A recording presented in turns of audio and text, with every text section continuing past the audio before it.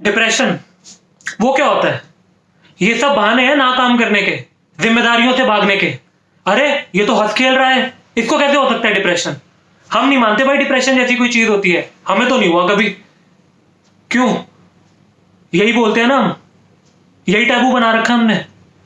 Depression उतनी ही serious बीमारी है जितना कि कैंसर, शायद उससे भी ज्यादा, क्योंकि डिप्रेशन कभी दिखता नहीं है, इसका कोई चेहरा नहीं होता। ये किसी को भी हो सकता है, अमीर, गरीब, इंटेलिजेंट, अनपढ़, कोई जितना मर्जी सक्सेसफुल आदमी हो उसको भी हो सकता है। आपके सामने कोई इंसान खड़ा हंस खेल रहा है, उसको भी हो सकता है।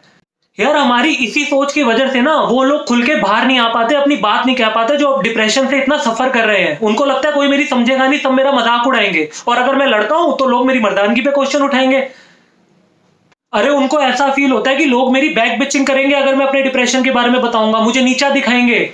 इसमें उस बंदे की गलती, उस इंसान की गलती नहीं है जो डिप्रेशन से लड़ रहा है, इसमें हम जैसे लोगों की गलती है जो उसको ऐसा फील कराते हैं। अरे लोग तो यहां तक बोलते हैं कि ये तो चूतिया है जो फालतू की टेंशन लेके बैठा है। ये कोई बात है टेंशन लेने की? अरे ये बात आपके लिए फालतू हो सकती है, लेकिन उस इंसान से जाके पूछो जो दिन रात इस चीज से लड़ रहा है। किसी को मजा नहीं आता यार डिप्रेशन में रहने से, ये सब फेस करने में। अरे लोग तो सुसाइड करने के बाद भी किसी को नहीं छोड़ते यार, कहते हैं वो तो कावर्ड था, बुज़दिल था जो उसने। अरे don't you dare call them coward. आपको नहीं पता यार उसने किस हद तक लड़ाई करी होगी। शायद वो 1 साल पहले सुसाइड कर लेता, लेकिन 1 साल तक वो लड़ा, फाइट करी उसने।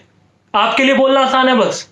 असली कावड़ ना हम लोग हैं, जिनको लगता है हमारी प्रॉब्लम प्रॉब्लम है भैया, बाकी सब ये जो कर रहे हैं ना डिप्रेशन वगैरह, ये सब नाटक होता है। मैं आज अपनी स्टोरी बताता हूँ।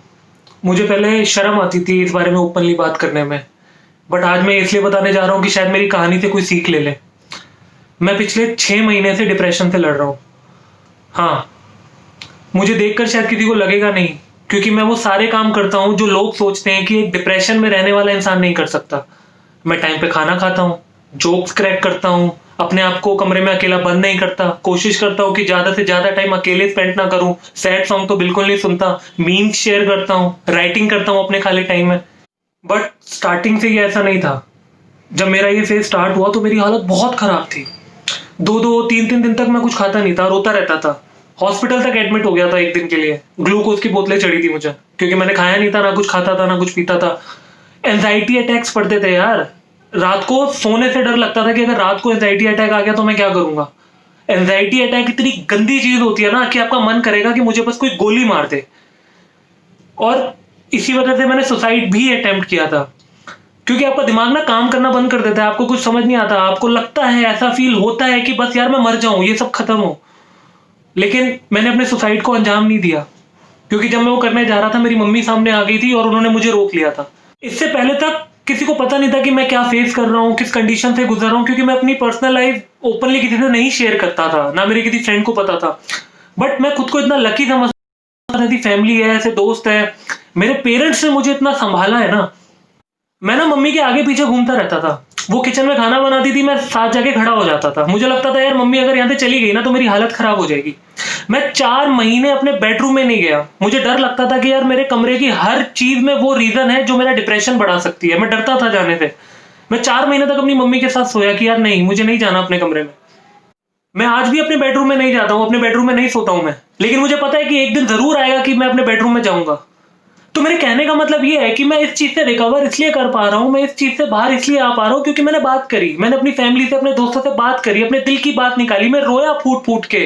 बट मुझे कॉन्फिडेंस था कि मेरी फैमिली मुझे कुछ होने नहीं देगी, और फैमिली के साथ साथ मेरी बेस्ट फ्रेंड ने मुझे संभाला। वो दिन रात मेरे साथ खड़ी रही, ऑफिस का काम छोड़ के मुझे कॉल करती थी, मुझे संभालती थी, और हमेशा संभालेगी, मुझे पता है। और इसी वजह से मुझे कभी कोई दवाई लेने की जरूरत नहीं पड़ी, मुझे दारू पीने की जरूरत नहीं पड़ी, क्योंकि सबसे पहले लोग तो वही करते हैं, डिप्रेशन हुआ, टेंशन हुई, दारू पी लेते हैं, दारूबाज बन जाएंगे। क्यों भाई? क्योंकि भाई दारू पी के ना टेंशन दूर हो जाती है। और कुछ लोग तो इसको कूल भी समझते हैं, लेकिन उनसे बड़ा कोई फूल नहीं है। मेरी मम्मी ना एक ही चीज बोलती थी कि बेटा अगर तू दवाई या दारू की आदत डाल लेगा ना, तूने एक बार ले ली, तो कल को तुझे कोई छोटी सी भी टेंशन होगी ना तो तू सबसे पहले जाके दवाई ढूंढेगा, दारू ढूंढेगा जाके।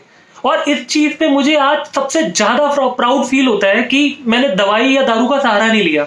हाँ, मैंने एक चीज का सहारा लिया, स्पिरिचुअलिटी, भगवान का सहारा लिया मैंने। तो मैं ये सब क्यों कर पाया? मैं कैसे इस चीज से बाहर आ रहा हूं? बात करके। मुझे कभी भी लो फील होता है तो मैं बात करता हूं। इस चीज का एक ही इलाज है, बात करो। अरे यार, आप किसी साइकेट्रिस्ट के पास भी जाओगे, काउंसलर के पास भी जाओगे, तो आपको पहले बात करनी पड़ेगी ना। या अगर कोई मेडिकेशन के लिए भी जाओगे, कोई दवाई लेने जाओगे, तो पहले आपको बात करनी पड़ेगी, पहले उसको सब बताना पड़ेगा कि आपको क्या फील हो रहा है, क्या है। और मेडिकेशन सिर्फ टेम्परेरी इलाज है, परमानेंट नहीं है। मेडिसिन सिर्फ आपके सिम्टम से लड़ेगी, उसके जड़ तक नहीं जाएगी। आपको टेंशन हो रही है, आपने मेडिसिन खाई, आप सो गए, फिर दवाई का असर खत्म हुआ, आपने दोबारा दवाई खाई, आप फिर सो गए। परमानेंट सोल्यूशन के लिए आपको उसकी जड़ तक जाना होगा। तो ये सब करने से पहले आप पहले अपनी फैमिली से बात क्यों ना करो, अपने क्लोज वन से बात क्यों ना करो। क्या पता आपको भी मेरी तरह दवा दारू लेने की जरूरत ना पड़े। अरे माँ बाप ना कभी अपने बच्चों का बुरा नहीं चाहते। हो सकता है कि वो स्टार्टिंग में डिप्रेशन का नहीं समझ पाए, कॉन्सेप्ट क्या होता है क्या है, क्योंकि उन्होंने नहीं देखा है कभी। तो आप अपने किसी दोस्त से बात करो, उसको समझाओ। वो आपका जो दोस्त है वो आपके पेरेंट्स को समझाएगा, कोई ना कोई आपकी जरूर समझेगा, लेकिन बात करो। हाँ, कुछ केसेस में हो सकता है कि किसी इंसान के पास कोई बात करने को नहीं है, उसका कोई दोस्त नहीं है, वो अकेला रह रहा है, उसके पास काउंसलिंग अफोर्ड करने के पैसे नहीं है, तो ऐसे लोग क्या करें।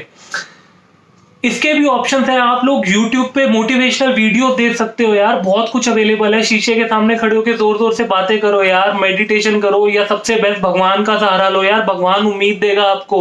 वो कहते हैं ना, उम्मीद पे दुनिया कायम है। मैंने भी यही किया है, बहुत कुछ किया है, बहुत सारे तरीके हैं, आप ट्राई करो। आपको लड़ते रहना है, आपको रुकना नहीं है। हाँ, स्टार्टिंग में आपको ऐसा लगेगा कि क्या यार, ये सिर्फ बोलने की बातें, जिस पर बीतती है उसी को पता होता है। आपको किसी की कोई बात पे फर्क नहीं पड़ेगा, आपका दिमाग उस लूप पे चलता रहेगा। बट ट्रस्ट मी, एक टाइम ऐसा आएगा ना जब आपको लगेगा कि नहीं यार, बस अब बहुत हो गया, अब मुझे आगे बढ़ना है, अपनी लाइफ पे फोकस करना है।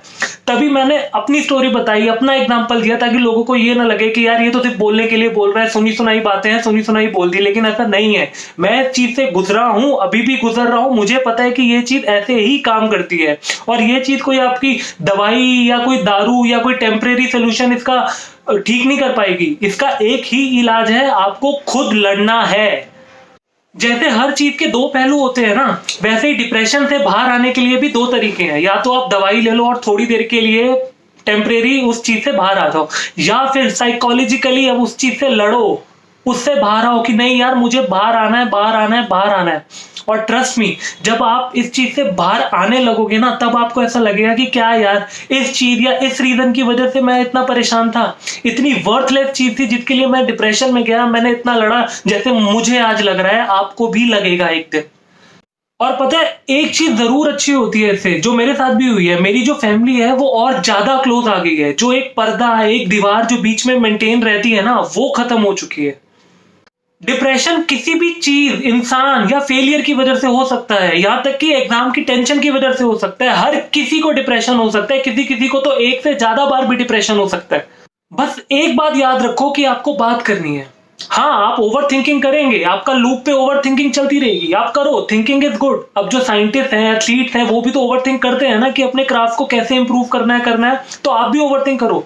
बस जो उस थिंकिंग में कॉन्फ्लिक्ट है ना, उससे आपको लड़ना है। और ट्रस्ट मी, जिस दिन वो कॉन्फ्लिक्ट गया ना, आपका डिप्रेशन भी गया।